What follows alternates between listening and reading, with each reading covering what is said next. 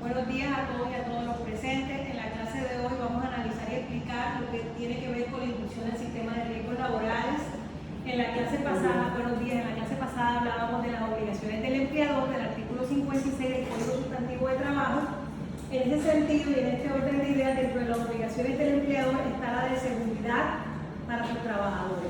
Teniendo lo anterior en cuenta, entonces tenemos que decir que la Ley 100 de 1993, ¿cierto?, da paso a 3 sistemas de seguridad social integral, que son, primero, el sistema de salud, el sistema de pensiones y el sistema de administración de riesgos laborales. Para entender mejor, tenemos que ubicarnos en estas columnas. Entonces tenemos que en el sistema de salud va a estar a cargo de la EPS, de la entidad promotora de salud, ¿cierto?, siendo el empleador el que está obligado a afiliar a sus trabajadores. En ese sentido, se va a cotizar con cada trabajador un 12,5% del salario básico, un 8,5% a cargo del empleador y un 4% a cargo del trabajador. Hay que dejar claro que lo que les estoy explicando son de contratos de trabajo. No estamos hablando hasta esta instancia cuando se trata de un contrato de prestación de servicio, sino una persona que tiene un contrato de trabajo, es decir, que tiene una vinculación formal. Y esa es la palabrita que vamos a utilizar, una vinculación formal con una empresa. En ese sentido, vuelvo y reitero que en el sistema de salud va a estar a cargo del empleador afiliar a ese trabajador a una entidad promotora de salud, EPS, ¿cierto?, que le va a cubrir todo lo que es la enfermedad general, que hay que dejar ese puntico claro, no enfermedad profesional, sino enfermedad común, enfermedad general, y la licencia de maternidad. Vuelvo y reitero, comprende un porcentaje de un 12,5%, del cual el empleador va a estar a cargo de un 8,5% del salario base de cotización y el 4% de ese salario base de cotización va a estar a cargo del trabajador. Ahora, ¿quiénes amparan? Entonces, van a amparar a todo lo que es el trabajador y el núcleo familiar básico. Ese es lo que tiene que ver al sistema de seguridad social de salud. Luego tenemos que en el sistema de pensiones va a aparecer, ¿cierto?, una administradora de pensiones, sea pública o sea privada. Aquí en Colombia tenemos como pública a Colpensiones, que fue el que reemplazó al antiguo Instituto de Seguros Sociales en materia de pensiones. En materia de salud se me escapaba, el que reemplazó al Instituto de Seguros Sociales es la nueva EPS en materia de salud, que es la pública. Ahora bien, como administradora de fondos de pensiones, les comentaba que tenemos a Colpensiones, ¿cierto?, en el sector público, y en el sector privado tenemos entonces a Porvenir, a Protección, entre otras, a Citicorp Fondos, entre otras. O sea, yo les agradezco que ustedes vayan tomando apuntes porque no todo está en la diapositiva. Ahora, ¿qué cubre? ¿Qué contingencias cubre? Entonces cubre invalidez, vejez o muerte, bajo las siglas IBM. ¿Cómo sería la cotización acá? Al empleador le corresponde el 16% del total del ingreso base de cotización, del cual se va a dividir de la siguiente forma. A cargo del empleador el 12%. Y a cargo del trabajador un 4% de su salario. Ese es el descuento que le van a hacer. Pero a ese empleador le corresponde trasladar completo ese porcentaje del 16% para Colpensiones, si es del caso que sea público, o para Colfondos o para Protección, según el caso. Ahora bien, ¿qué cubre? Cubre al trabajador y a su núcleo familiar básico. Ahora ya aterrizando aquí en el caso objeto de esta clase, que es los riesgos laborales, ¿cierto? Porque el tema de hoy se llama inclusión al sistema de riesgos laborales, pero mal haría de mi parte no explicándole estos dos sistemas que son importantes para su conocimiento. Entonces ya nos ubicamos aquí y aquí va a estar a cargo entonces de una administradora de riesgos laborales. A diferencia, ¿cierto?, del sistema de seguridad social integral de salud, acá lo que va a cubrir es el accidente laboral y la enfermedad laboral. Y acá no le corresponde dividir ese porcentaje entre el empleador y trabajador, no. realidad encabeza ese empleador, quien va a cubrir una cotización del 100% del total de la cotización para la administradora de riesgo laboral. Y a diferencia de los demás sistemas, acá solo va a parar al trabajador, no a su núcleo familiar básico. ¿Hasta aquí hay preguntas? Profe, acá en lo de la empresa de la AFP, por ejemplo, si es como un trabajador individual, autónomo, le tocaría pagar el total del porcentaje. Cuando inicié la clase, hice la salvedad que acá estoy explicando específicamente hasta este punto solo cuando está con una vinculación formal, no informal. Recuerda que los informales ya estaríamos entonces a las personas que no tienen un contrato de trabajo, sino un contrato de prestación de servicio o lo que se llaman autónomos o independientes, los cuenta propia. Hasta aquí solo estamos explicando a los formales, ¿cierto?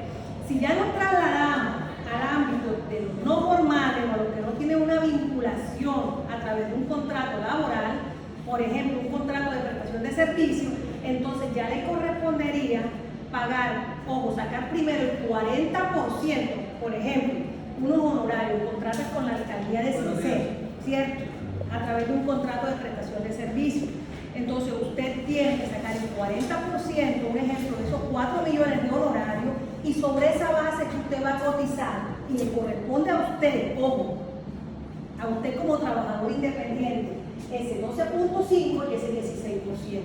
Acá sí va a tener una variación dependiendo del riesgo. Si el riesgo 1, 2 y 3 le corresponde a usted como contratista, pero si excede al riesgo 4 y 5 le corresponde al contratante. Se invierte. En ese sentido, no quería explicárselos enseguida, sino al final.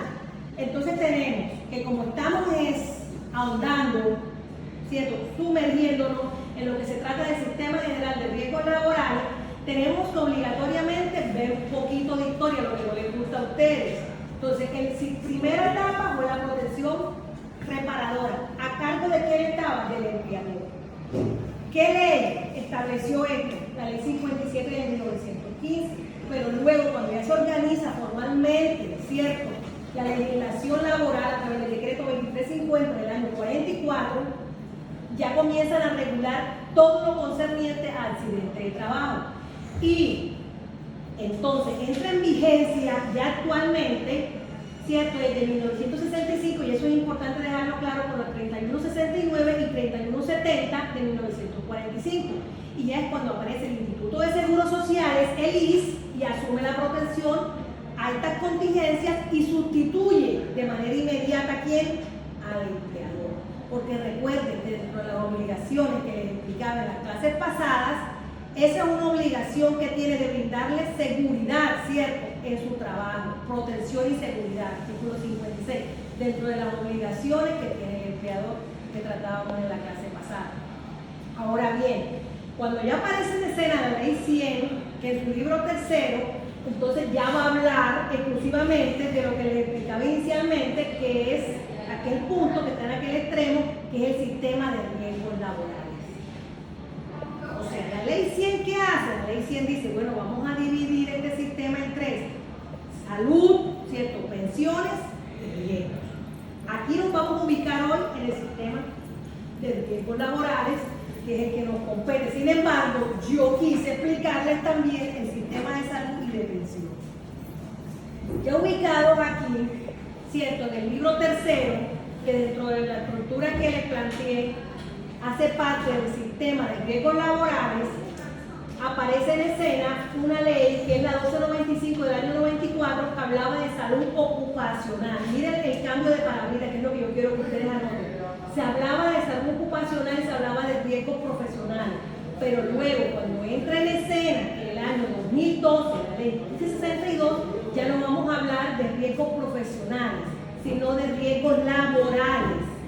Y ya vamos a hablar que es el conjunto de entidades públicas, privadas, destinados a que a prevenir, miren la palabrita, prevenir, proteger y atender a los trabajadores de los efectos del accidente laboral y de la enfermedad profesional.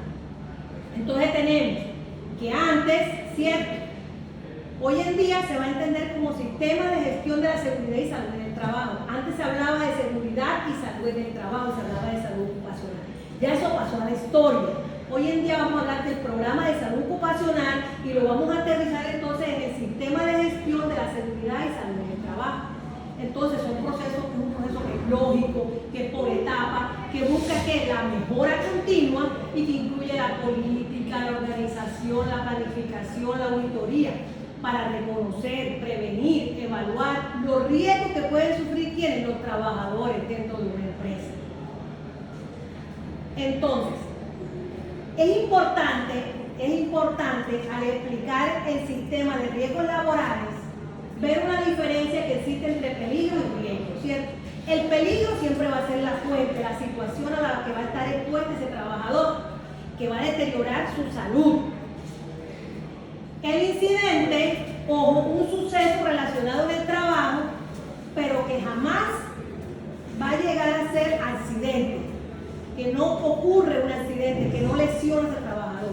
Y ya el riesgo ya es la combinación de ese peligro y que ocurra que una exposición peligrosa y ya se va a dar un daño cuando ya está el riesgo.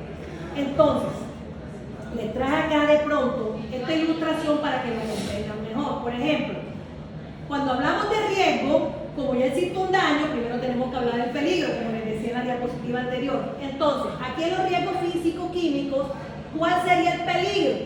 El peligro sería realizar trabajos de soldadura en atmósfera explosiva. Ese sería el peligro. ¿Y cuál sería el riesgo? Un riesgo físico-químico. Un ejemplo de pronto más fácil. Acá. ¿Cuál sería el peligro acá? Los decibeles superiores a 85. Este sería el peligro. ¿Y cuál sería el riesgo? Entonces, un riesgo físico para ese trabajador.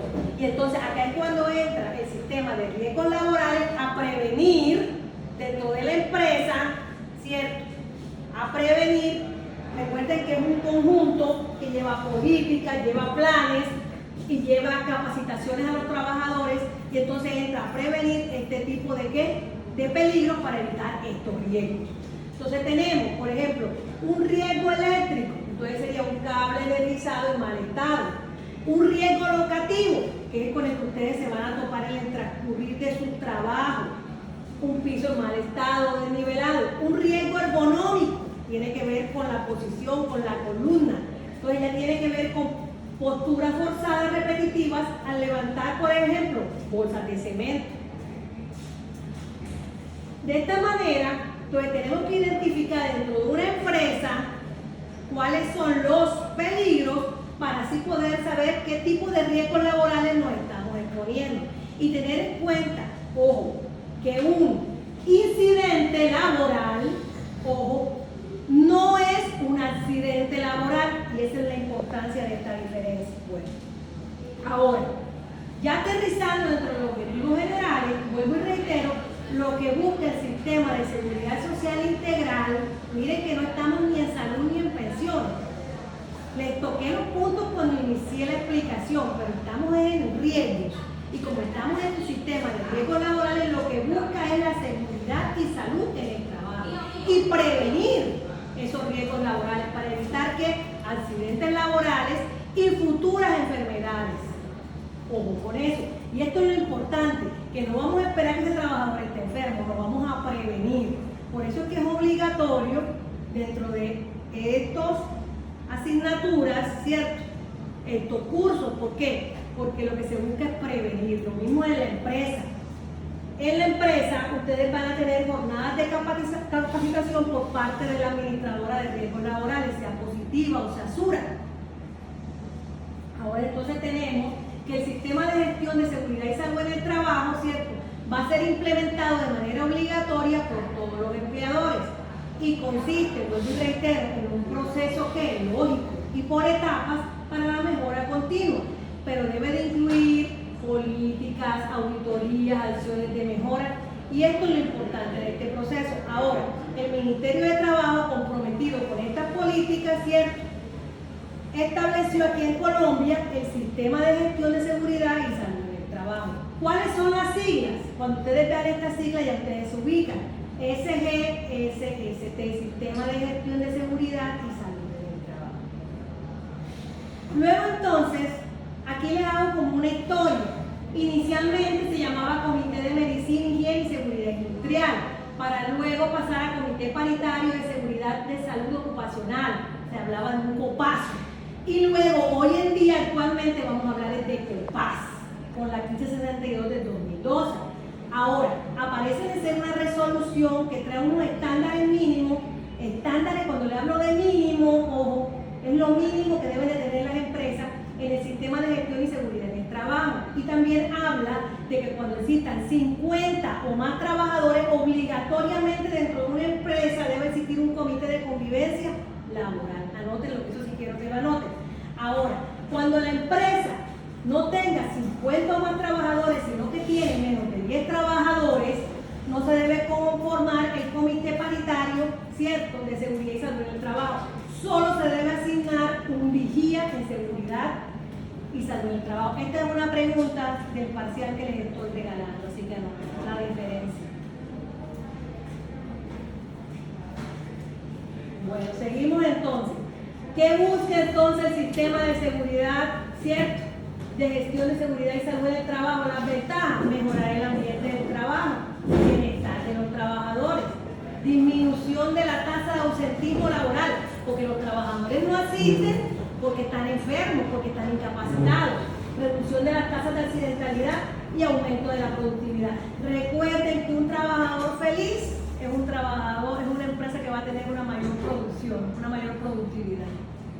Y hoy en día no solo se atiende a los riesgos físicos, químicos, biológicos, sino también a la salud mental. Esa es hoy en día la bandera. Entonces tenemos, ¿cuál es la diferencia aquí? Y esto es lo importante que ustedes como estudiantes de arquitectura tengan claro estos conceptos. La diferencia es que el accidente laboral es algo repentino, es un hecho súbito. Aparece en un minuto y en un minuto ya la persona se encuentra con una lesión orgánica.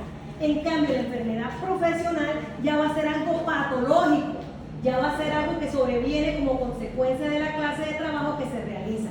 Entonces, allá le coloqué una tortuga porque es un proceso lento y acá es un hecho súbito. Entonces, ese suceso repentino sobreviene por causa, miren la palabrita, tiene que existir la causalidad, porque si no, no es accidente de trabajo. Eso también quiero que lo anoten.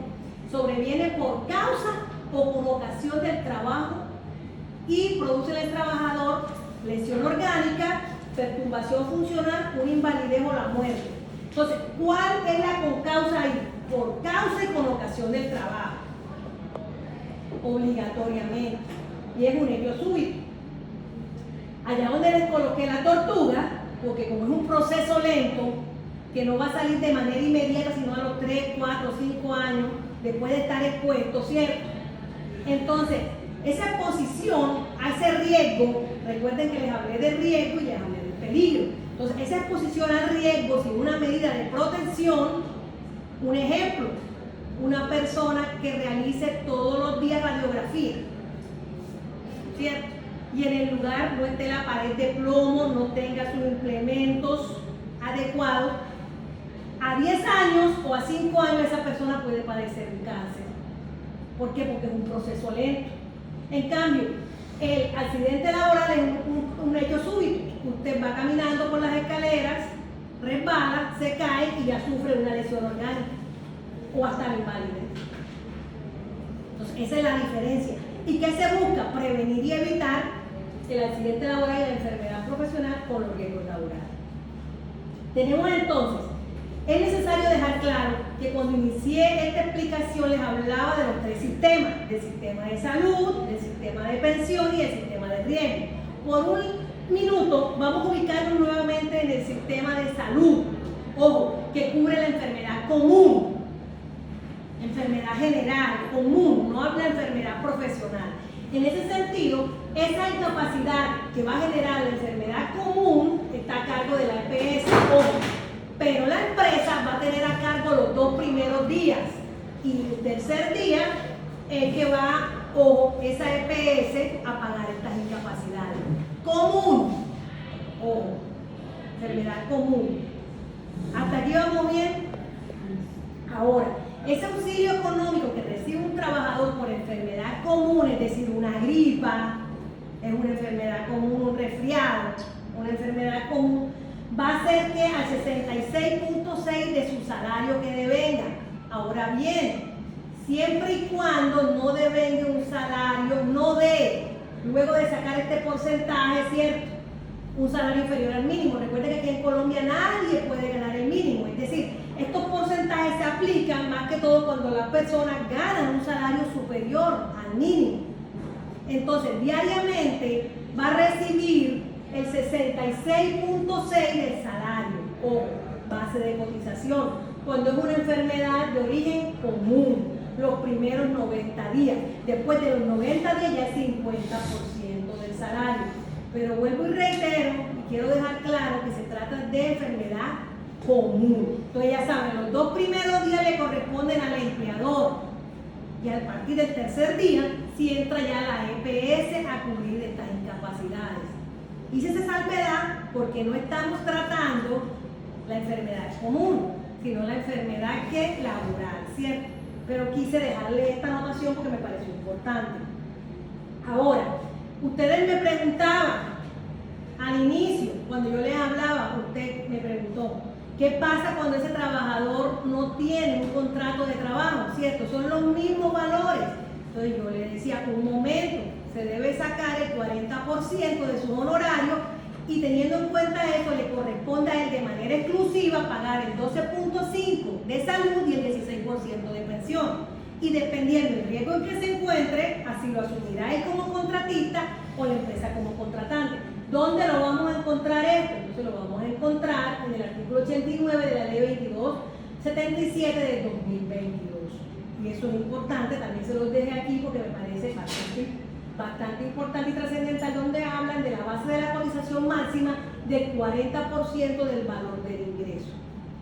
Ahora, este es el punto álgido y quiero que presten mucha atención. Dice, también el accidente de trabajo, aquel que se produce durante la ejecución de órdenes del empleador, ojo, durante la ejecución de una labor bajo su autoridad, fuera del lugar y horas de trabajo.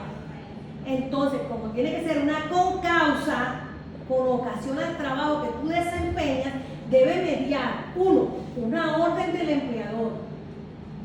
Él imparte una instrucción, una orden. Recuerden que los elementos, cuando iniciamos este curso, yo les explicaba que los elementos del artículo 22 del Código Sustantivo de Trabajo 1 es la labor personal, que no puedo mandar a mi primo. 2, la subordinación. Y tercero, un salario. Esos son los 3 elementos para que se configure el contrato de trabajo. En ese sentido y en ese evento, para que se considere que un accidente es de origen laboral, debe mediar una orden del empleador, ojo, estar bajo su autoridad, aún fuera del lugar del trabajo, es decir, de la empresa, y fuera de las horas de trabajo. Ahora, también se considera accidente de trabajo el que se produce durante el traslado de los trabajadores. Miren, cuando la empresa le suministra el transporte. Ojo, cuando la empresa le suministra el transporte. También se considera como accidente de trabajo el que ocurre durante el ejercicio de la función sindical. Miren esto. Ojo, aunque el trabajador se encuentre de permiso.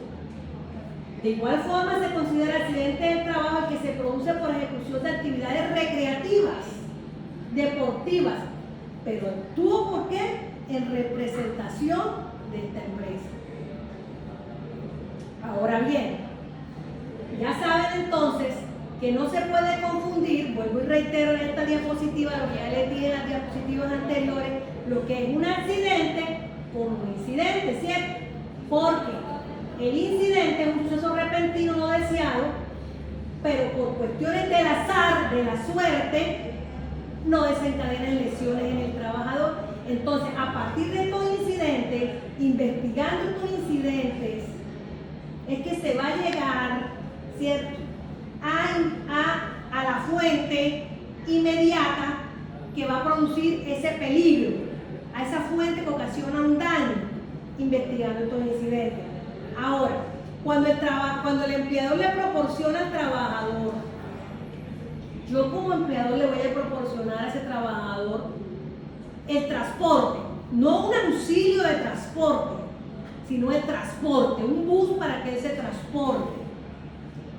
Y sufre un accidente, se considera accidente laboral y tiene el nombre de accidente itinere, anótenlo en su cuaderno. En ese caso, ¿cierto?, está a cargo del sistema de riesgos laborales cualquier lesión que presente ese trabajador en su salud o en su cuerpo, cualquier lesión, cualquier perturbación funcional.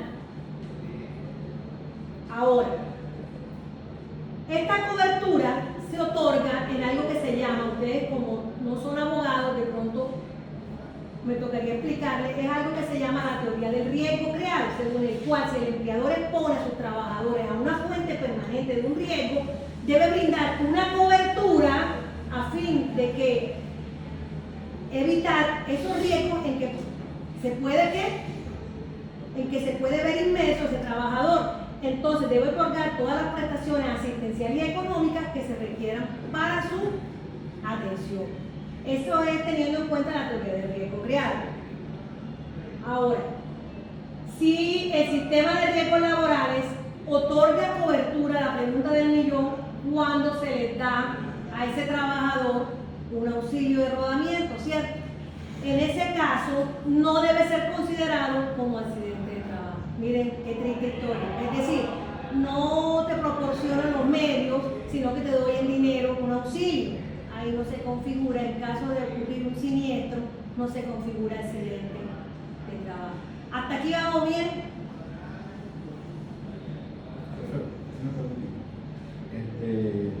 Digamos, un docente que viaja a una vereda a cumplir sus labores, ¿este es un accidente de trabajo? Si el empleador no le proporciona los medios de transporte, no se configura el accidente in itinere, no. Por auxilio de rodamiento, no. Y por auxilio de transporte. Tiene que proporcionarle el bus. El bus te recoge en tu casa y te lleva al lugar de trabajo. En ese caso es accidente de trabajo. Ahora, ¿quiénes se deben afiliar? Ojo, en forma obligatoria. Entonces, según la ley 1562 de 2012 tenemos a los trabajadores dependientes e independientes.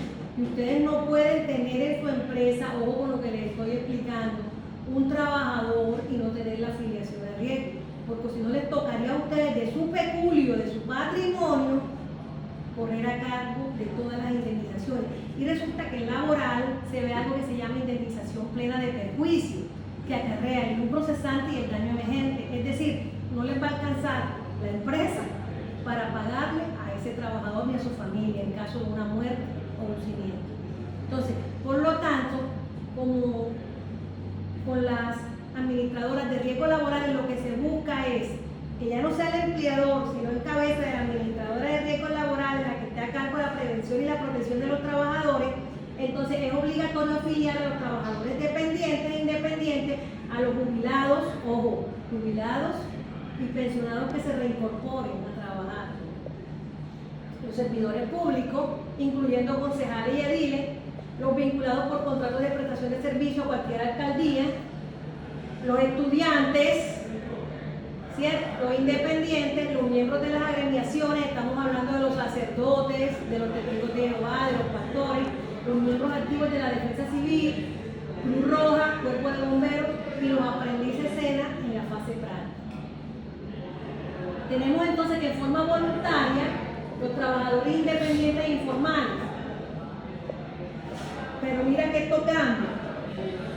Con el Plan Nacional de Desarrollo, Pacto por Colombia, Pacto por la Equidad, anterior al pacto actual, al Plan de Desarrollo actual, que es Colombia, Potencia Mundial de la Vida, existía algo que se llamaba un piso mínimo de protección social que tuvo vigencia hasta el 30 de junio del 2023.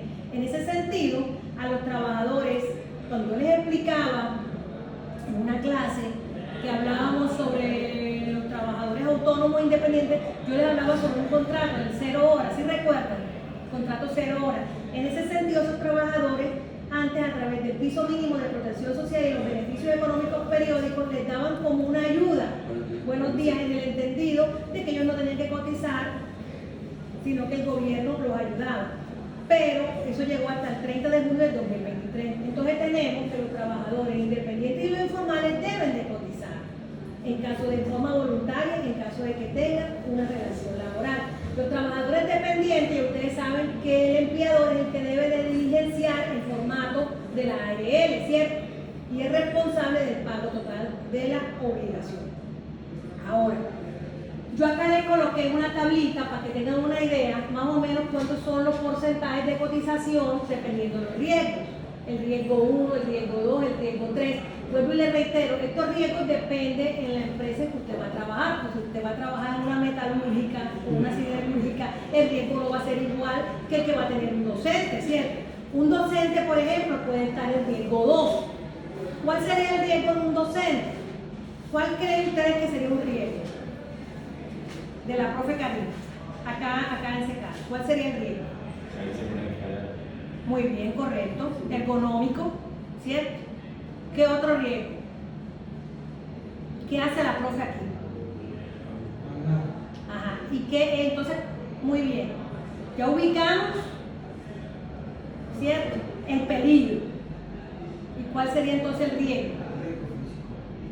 Muy bien. Pero entonces, ¿cuál sería?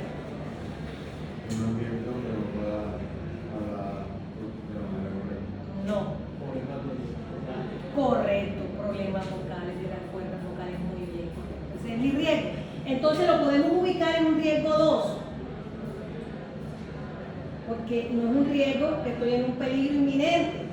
No es lo mismo que a mí me tocara en el eventual caso de trabajar en una siderúrgica o una metalúrgica, o expuesta a radiación ionizante, o una empresa de cal, o Anargos, antiguo Torcemer. Porque sería administrativo, ¿no? Que sería administrativo. No, soy docente, te estoy hablando del tipo riesgo 2 en una tabla. Lo que pasa es que cuando llegaste, ya yo había explicado, creo, lo que es riesgo y lo que es peligro. Vamos a retroceder. Por aquí está. Aquí están. Entonces tenemos los riesgos, pero tenemos que identificar la situación de peligro. ¿Cierto? Entonces, por ejemplo, si yo trabajo en Torcemento o Yargo, creo que se llama algo, si no estoy mal. Entonces, las partículas de polvo, silicio en suspensión, ¿qué riesgo sería? Un riesgo químico, y ese sería el peligro.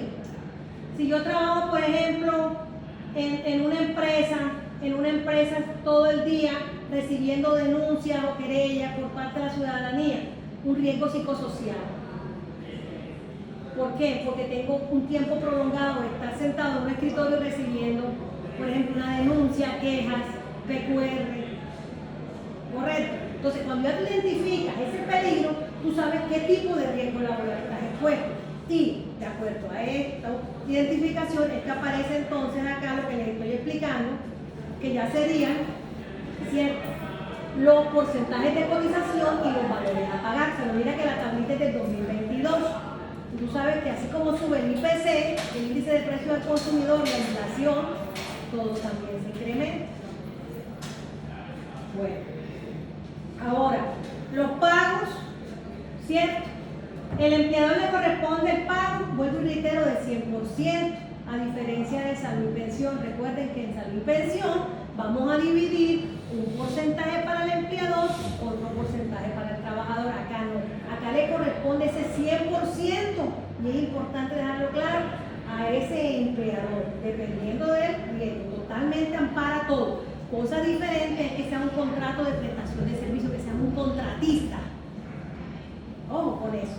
Hasta el riesgo número 3 usted sabe que le va a corresponder a usted. Pero cuando excede 4 y 5, usted sabe que es a la entidad contratante, por ejemplo, la alcaldía. Entonces tenemos que los trabajadores independientes, ahí casualmente en esa diapositiva les dejé esto, que los trabajadores independientes, ¿cierto?, de riesgo 1 a 3 al contratista, le corresponde el pago, y que del riesgo 4 a 5 al contratante. Ahora, que en caso de los independientes agremiados, asociados, ya le corresponde al agremiado o al asociado el 100%. Ya estamos hablando entonces de los cultos, de la iglesia, de las agremiaciones, pues ya le corresponde el 100%. Acá les trataba de explicar lo siguiente, que por ingreso base para liquidar las prestaciones se entiende el ingreso base de cotización de los 6 meses anteriores cuando ocurre un accidente de trabajo, ¿cierto? Y para enfermedad laboral, el promedio del último año o fracción de año del ingreso base de cotización en que se calificó por primera vez el origen de la enfermedad. Y eso es importante. Ahora, los traslados. Anteriormente, como existía el Instituto de los Seguros Sociales, hoy no, pero todavía se aplica esta norma, se pueden trasladar voluntariamente después de 2 años de su afiliación, ¿cierto? Y eso es importante. Pero esto cambió y lo dejaron en 1 año. Anteriormente, cuando existía, vuelvo y reitero, el Instituto de los Seguros Sociales, ustedes saben que eso desapareció. ¿Quién de los que están aquí presentes recuerda el Instituto de los Seguros Sociales? Ninguno, porque ustedes son muy jóvenes, ¿sí? Yo creo que quiero que mi abuelo estuvo. Bueno, entonces, en materia de salud, ustedes saben que hoy en día está la EPS, que fue la que lo reemplazó. Y en materia de pensiones, tenemos entonces por pensiones. Y en materia de ARL, que reemplaza al ISSSTE, se llama positiva. ¿Se han escuchado de positiva? Entonces tenemos que todo afiliado, todo trabajador afiliado por su empleador a este sistema de riesgos profesionales, ¿cierto?, que sufra un accidente de trabajo, una enfermedad profesional y a causa de esto se incapacite, se invalide o se muera, tiene derecho a que este sistema, ojo con esto que les voy a decir, le preste los servicios asistenciales y le reconozca las prestaciones económicas. Ahora, deben ser reconocidas y pagadas por la administradora de riesgos laborales a la cual se encuentra afiliado al momento de ocurrir el accidente. Pero entonces puede suceder, miren esto, que como la enfermedad profesional es un proceso lento y continuo que sobreviene al trabajador por causa o con ocasión de la actividad de trabajo que desempeña, recuerden que les coloqué una tortuga, porque es un proceso lento, puede ocurrir que usted estaba trabajando en Argos, un ejemplo, para contextualizarlo, durante 6 años, ¿cierto? Usted sale de Argos e ingresa a trabajar acá en SECAR como vigilante. Y resulta que cuando está acá en SECAR usted comienza con una tos. Ya usted tiene que estar en SECAR 2 años. Trabajó en Argos 6 años, ingresó a SECAR en calidad de vigilante o de portero. Y usted comienza con una tos. Usted acude a su EPS, ¿cierto? Perdón, a su IPS, que es la institución prestadora de salud. La EPS es la entidad promotora de salud. Y le dictaminan que usted tiene una enfermedad profesional, un cáncer de pulmón. Entonces, de manera inmediata le dan traslado, ahora sí, la EPS a su ARL, porque dice, esto no es con nosotros, esto es una enfermedad profesional. Su ARL manifiesta, actualmente usted está en SURA. Cuando usted trabajaba con algo, usted estaba en positiva. SURA manifiesta que es extraño, que no es una enfermedad profesional. Nuevamente lo regresan a su EPS. La EPS dictamina si es una enfermedad profesional.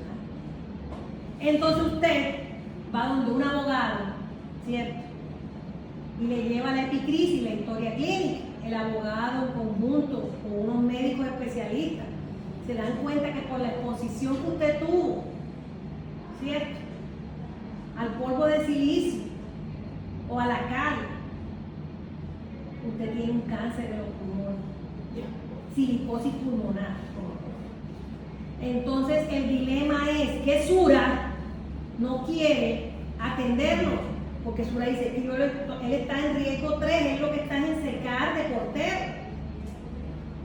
No tiene nada que ver, no está con causa o con ocasión al trabajo que él desempeña. Entonces aquí es que entran las acciones de repetición. Entonces dice, cuando se presenta una enfermedad profesional, la administradora de riesgo que asume las prestaciones, o sea, le tocaría a SURA o asumir las prestaciones repetir proporcionalmente con el valor pagado, ojo, al tiempo de exposición, ahí está la palabrita mágica, exposición al riesgo, que haya tenido ese afiliado a las diferentes administradoras. Entonces le dice a positiva, un momento, yo voy a pagarlo a Carlos, porque Carlos está atravesando un mal momento.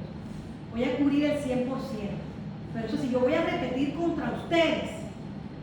Es decir, Sura va a repetir contra positiva y va a decir por el tiempo de exposición al riesgo en que estuvo Carlos, ¿cierto?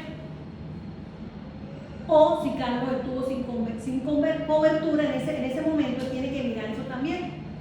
Porque si fueron 6 años que tuviste de exposición al riesgo del polvo de silicio, entonces te lo cubre Sura, pero Sura repite contra positiva. Entonces, para el caso de enfermedad profesional, ¿cierto?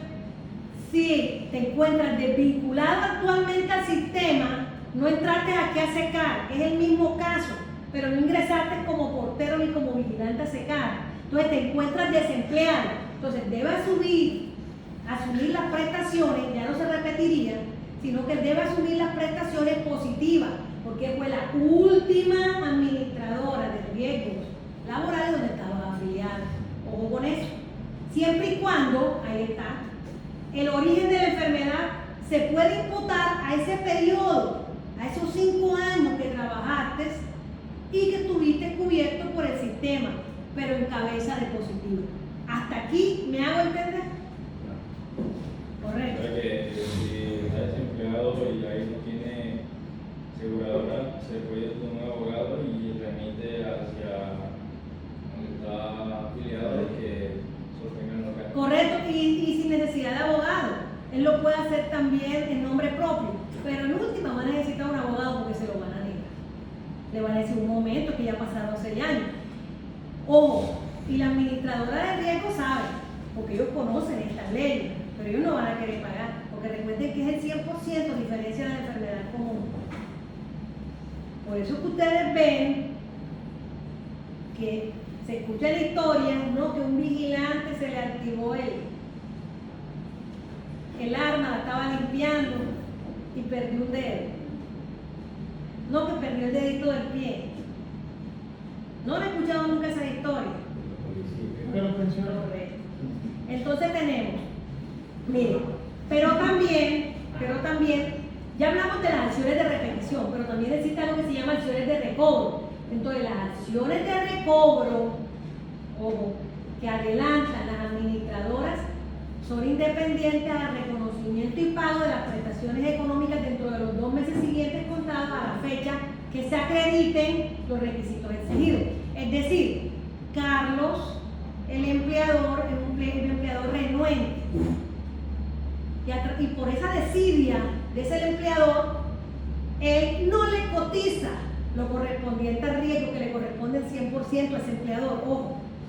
Entonces, esa mora, si Carlos sufre un accidente laboral o una enfermedad, no tiene por qué cargarla Carlos en sus espaldas, porque el empleador es el renuente. Entonces, ahí viene la acción de recobro de la ARL contra ese empleador moroso. Sin embargo, ojo, no impide, ahí dice, reconocimiento y pago de las prestaciones de cargo. ¿Hasta aquí vamos bien? Entonces, ¿cómo cubre la administradora de riesgos laborales? Entonces, hay que mirar qué eventos es lo que le sucede a Carlos. Si Carlos solo tiene una tos y no un cáncer, no silicosis pulmonar, ¿cierto? Le van a pagar, si es por 5 días la incapacidad, el 100% de su salario durante esos 5 días.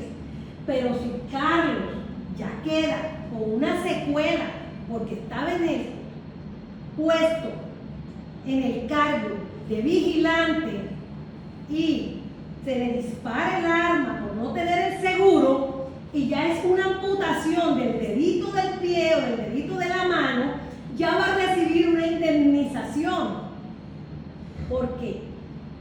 Ojo, ya no va a ser una incapacidad temporal, sino una incapacidad permanente parcial.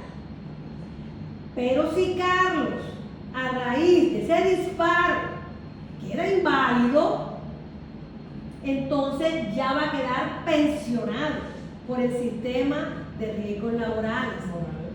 ¿Por qué? Porque pierde el 50% de su PCL, pérdida de la capacidad laboral. Ahora, pero si Carlos muere, entonces ya va a quedar la pensión de sobreviviente a cargo de su esposa. Va a quedar pensionada por la ARL su esposa o sus hijos menores. Y además de esto, van a cubrir los gastos de auxilio funerario, los gastos económicos, si demuestran quién sufragó los gastos de entierro de Carlos. Entonces, miren cómo es el sistema de perfecto. Por eso es que ustedes, en calidad de futuros empleadores, ustedes no pueden jamás y nunca dejar de afiliar a sus trabajadores, porque en caso de un accidente o de una enfermedad, les toca a ustedes de su bolsillo sufragar estos gastos. Y recuerden que la profe Cari explicó que existe el 216 del Código Sustantivo de Trabajo que habla de la indemnización plena de perjuicios. Vamos a leerlo, por favor. ¿Quién me regala la lectura? Del artículo 216 del Código Sustantivo de Trabajo, para que ustedes dimensionen y sepan que no se puede dejar de afiliar a los trabajadores, porque luego les toca a ustedes pagar de su bolsillo todo en caso de incapacidad permanente, en caso de pensión o en caso de pensión de sobreviviente, y hasta ahí les llegó su empresa, su emprendimiento. Entonces vamos a buscar el artículo 216. ¿Quién me regala la lectura del 216 del Código Sustantivo de Trabajo? Por favor, les agradezco.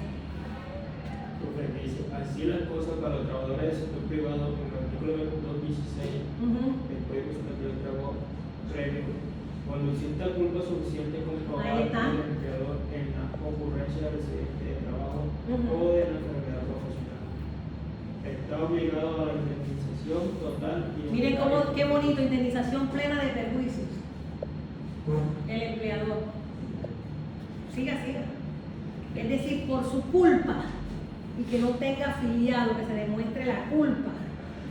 Y ustedes saben que si yo no le ofrezco a mis trabajadores las botas, los cascos, los guantes, y está en una situación de peligro, que se identifica un riesgo, entonces la culpa es del empleador, ¿cierto? Entonces, ese empleador le va a tocar pagar la incapacidad temporal, la incapacidad permanente parcial, Dios no lo quiera, la muerte. Ahora bien, y no solo le va a tocar pagar eso, sino que en el caso de que se presente una amputación, un ejemplo, va a necesitar pagarle también la órtesis, la ayuda mecánica para la rehabilitación, o la prótesis, prótesis. Además de eso, el servicio de ambulancia, la rehabilitación médica. O sea, en pocas palabras, queda insolvente esa empresa. Ahora, también la asesoría. Entonces, ¿qué te cubre el sistema? Todo esto. Te cubre asesoría, capacitaciones generales a los empleadores. Te cubre servicio de ambulancia, rehabilitación, órtesis, prótesis. Entonces, resulta beneficioso para los empleadores afiliar a sus trabajadores para evitar todas estas prestaciones económicas y las prestaciones asistenciales. Profe, y esos precios son los que mostró ahorita dependiendo de los riesgos. O sea, se paga anual. No, mensual. Aunque hay veces que dependiendo, hay gente que paga días de trabajo. Correcto, muy bien, hay gente que paga días. Yo creo que por aquí, vea y miro para ver si no le. No está. Hay gente que paga días. Si trabajas entre 1 y 7 días, puedes pagar 7 días. Si trabajas entre 1 a 14 días, puedes pagar 2 semanas, es decir, 14 días. Eso es decir, pagas por día, si trabajas por día, trabajo diario. Eso es una cotización mínima que tú puedes hacer. Y no solo ojo, a riesgo, sino también a salud y a pensión. Profe, una consulta, Ujú. una duda. Cuando eres contratista, el contratista mismo asume su pago de salario. Sí, cuando es contrato, mira, una cosa es contrato de trabajo. Tenemos una vinculación formal, suscribimos un contrato, ¿cierto? Entonces le toca al empleador, vamos a regresar. Porque ya me di cuenta que no te quedó claro. Vamos a regresarnos, vamos a regresarnos, vamos a regresarnos. Aquí. En estos 3 eventos, cuando expliqué los 3 sistemas que están en la ley 100, los sistemas de seguridad social integral y cómo se dividen, aquí en este evento es para un trabajador que está formalizado a través de un contrato de trabajo. Cuando ya hablamos de un trabajador, de un contratista a través de una orden de prestación de servicio o un contrato de prestación de servicio, ojo con lo que te estoy diciendo que es lo mismo, ya le corresponde, si es hasta el riesgo 3, a él como contratista. Por ejemplo, yo trabajo en la Defensoría del Pueblo, un ejemplo, como defensora pública, me corresponde pagarlo a mí, porque estoy en riesgo 2 o 3. Pero si usted trabaja con una alcaldía, un ejemplo, y está expuesto a riesgo 4 y 5, entonces ya le corresponde a esa alcaldía como contratante establecer un contrato de prestación de servicio para la alcaldía. ¿Hasta ahí te quedó claro? Pero en este evento, de este cuadrito, es un contrato de trabajo. Entonces, ¿qué le corresponde? 12.5 en salud, del cual te van a descontar de tu salario solo un 4%. En pensión solo te van a descontar un 4%. Y en ARL ya va a asumir la empresa el 100%. Ahí no te van a descontar nada. Explicaba que cuando eres independiente tienes que sacar el 40% de lo que devengas, de lo que ganas. Y sobre ese 40% es que vas a pagar.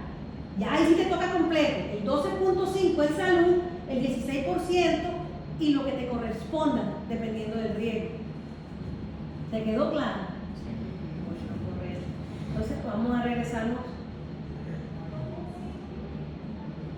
Entonces tenemos por dónde íbamos. Ya hablamos de las acciones de recobro. Acá. Entonces tenemos que cuando la incapacidad es permanente parcial, ¿cierto? En el caso de ese vigilante, ese celador, que limpiando el arma, o se le pasa y deja sin seguro su arma de dotación, le van a pagar una suma que no puede ser inferior a 2 salarios mínimos, ni superior a 24 veces el salario mínimo. Esa es la indemnización, ¿cierto? Ahora, se considera como incapacitado permanente, parcial, esto sí lo quiero que lo anoten, el afiliado que como consecuencia de un accidente o una enfermedad presenta una disminución física igual o superior al 5%, pero inferior al 50%, porque ustedes saben que si ya pasa el 50% de su capacidad laboral, ya es una invalidez. Ahora sucede un evento y es que la persona de pronto dice en un momento, es que ya está en el día 540 de su incapacidad médica, pero entonces él tiene un concepto favorable del médico, dice del médico tratante. En ese caso ya no sería, sino, ojo, ya no sería la administradora de fondos de pensiones en caso de enfermedad común o accidente común, sino nuevamente la EPS. Les estoy hablando en caso de enfermedad común. Miren la diferencia. Ahora, para la pensión de invalidez se entiende que tienes que perder el 50% más de tu capacidad laboral. ¿De acuerdo a qué? Al MUSI, que es el Manual Único de Calificación de Invalidez. Cuando ustedes escuchen PCR, ya ustedes saben que es pérdida de la capacidad laboral. Cuando ustedes escuchen MUSI, ya ustedes saben que es el Manual Único de Calificación de Invalidez. Ahora, vuelvo y reitero, hay patologías que son de carácter progresivo, que no van a salir enseguida, sino con el tiempo, por la exposición que estuviste en un riesgo, van a salir con tiempo. Y en esos casos, cuando son patologías de carácter progresivo, se puede volver a calificar, se puede volver a modificar el porcentaje. Es decir, una persona que no tenga una pensión de invalidez, pero que se deteriore cada día su salud, esa persona puede solicitar nuevamente cada 3 años que le califiquen y le modifiquen ese porcentaje de pérdida de capacidad laboral, porque como de pronto cuando inició estaba en un 40%, no llegaba al 50%, pero ya hoy en día tiene un 50%. Ahora, en primera instancia, ¿quién hace la calificación? Se hace por el equipo interdisciplinario de la EPS, ¿cierto? Y el costo será a cargo de la administradora de riesgos laborales. Quiero que anoten eso. Ahora, cuando la invalidez es superior al 50%, inferior al 66%, tiene derecho a una pensión de invalidez equivalente al 60% de su salario. Pero cuando la invalidez es superior al 60%, al 66%, ojo con esto, tendrá una pensión de invalidez equivalente al 75%. Cuando ustedes ven ingreso base de liquidación de salario, estos porcentajes ustedes nada más meramente a título enunciativo, porque esto lo tienen que tener en la ARL. O los abogados, ustedes no son abogados, sino son arquitectos.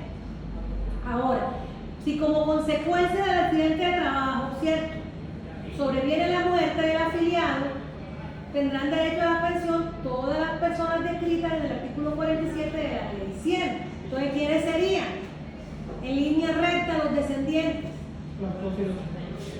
La esposa es descendiente. Los hijos menores, muy bien, exactamente. Y la compañera permanente o la esposa, pero ya no sería descendiente, porque estamos hablando en consanguinidad, por parentesco, por consanguinidad. Recuerden, en línea recta ascendiente y descendiente. Ascendiente los papás. Yo quería preguntar si el trabajador no tiene familia. Los padres, correcto, así, los padres. Bueno, ahora dice, por la muerte del afiliado, 75% del salario base de liquidación, pero por la muerte del pensionado ya es el 100%. Ahora, dice que cuando la persona necesitaba una ayuda, alguien que lo bañara, alguien que le diera la sopa, ese 15%, ¿cierto?, será descontado al que se le reconocía el causante, porque ya el causante no está, ya la persona murió, entonces ya no le van a pagar ese 15% adicional. Entonces, hasta aquí el sistema, inducción al sistema de riesgos laborales. ¿Alguna pregunta? Profe, yo le quería preguntar, de pronto un caso de un conductor tiene su vehículo de trabajo y lo utiliza en horario no laboral. Si el conductor sufre un accidente fuera del horario laboral, ¿eso se consideraría accidente laboral o...? Si está por orden del empleador, aunque sea en horario no laboral, sí, por instrucción del empleador, subordinado a ese empleador.